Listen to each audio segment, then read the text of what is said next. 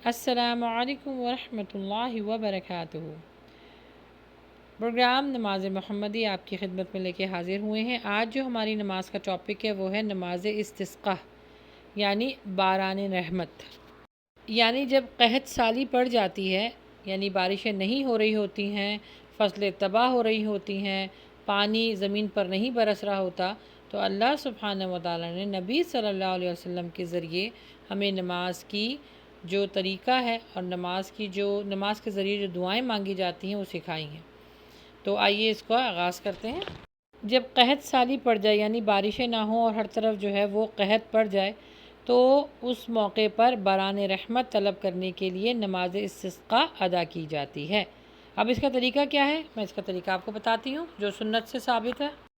یہ نماز بھی دوسری نماز کی طرح 2 رکعت پڑھی جاتی ہے، بس ہاں خیال یہ رکھنا ہے کہ زوال کے ٹائم پر یہ نماز نہیں پڑھی جاتی، اور زوال کا ٹائم آپ کو پتہ ہے کہ دن میں 3 مرتبہ ہوتا ہے، اور زوال کا ٹائم ہوتا ہے جب سورج نکل رہا ہوتا ہے فجر کے ٹائم، اور مغرب کے ٹائم جب غروب ہو رہا ہوتا ہے، اور یا تو 12 بجے دن میں، مطلب وہ ڈیفرنٹ ٹائمنگ ہوتے ہیں، لیکن جب بالکل دنیا کے سینٹر میں جو ہے وہ سورج آ جائے، تو یہ 3 ٹائم جو ہے زوال کے کہلائے جاتے ہیں۔ اس میں کوئی نماز نہیں ہوتی۔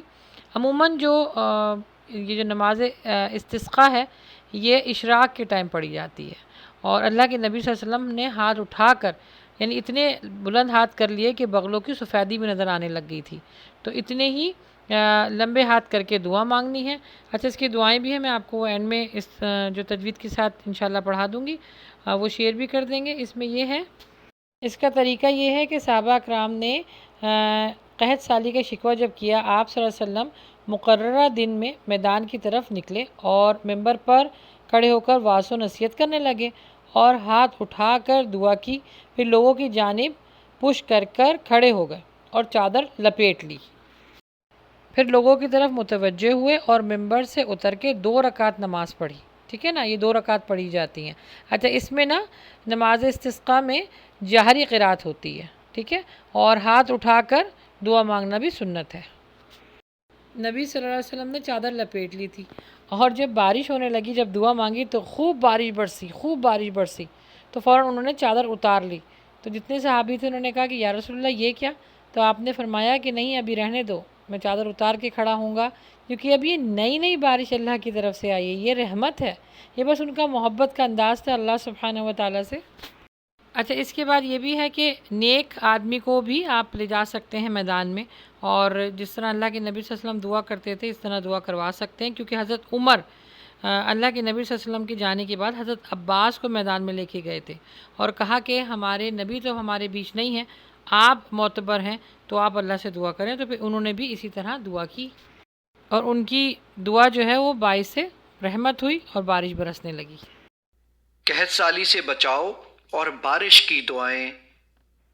اللہم اسقنا غیثا مغیثا مریئا مریعا نافعا غیر ضار عاجلا غیر آجل۔ اے اللہ، تو ہمیں ایسی بارش سے سیراب کر جو مددگار، خوشگوار، سرسبز کرنے والی اور مفید ہو، نقصان دہ نہ ہو، جلد ہو نہ کہ دیر سے آنے والی۔ اللہم اسقی عبادک وبہائمک وانشر رحمتک واحیی بلدک المیت۔ اے اللہ، اپنے بندوں اور اپنے چوپایوں کو پانی پلا اور اپنی رحمت پھیلا دے، اور اپنے مردہ یعنی بنجر بے آباد شہر کو زندہ کر دے۔